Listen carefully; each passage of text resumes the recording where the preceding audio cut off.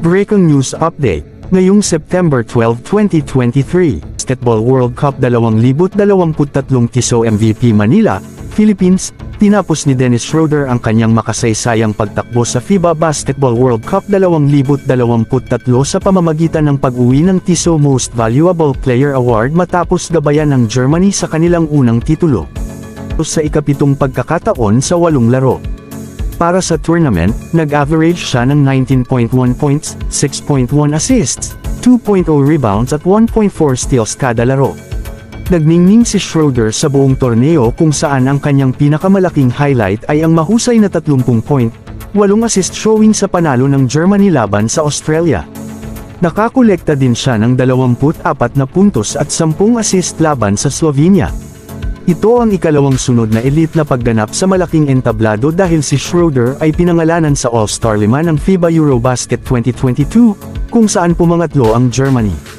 Kasama ni Schroeder sa FIBA Basketball World Cup 2023 All-Star 5 sina Bogdan Bogdanovic ng Serbia, Canada star Shai Gilgeous-Alexander, Anthony Edwards mula sa USA, at Slovenia star Luka Doncic. Si Bogdanovic ay nag-average ng 19.1 points, 4.6 rebounds, 3.3 assists, at 2.1 steals kada laro kabilang ang pagkuha ng 17 points at 5 assists sa final. Tinapos ni Gilgeous-Alexander ang torneo na may 24.5 points, 6.4 rebounds, 6.4 assists, at 1.6 steals kada laro sa pagtulong sa Canada na tumapos sa ikatlo para sa kanilang unang medalya sa kasaysayan. Nakakolekta si Edwards ng 18.9 points at 4.6 rebounds kada laro sa pagtulong sa USA na maabot ang semifinals. Ipinakita niya ang kanyang pagiging star sa pamamagitan ng pag-score ng 35 puntos laban sa Lithuania.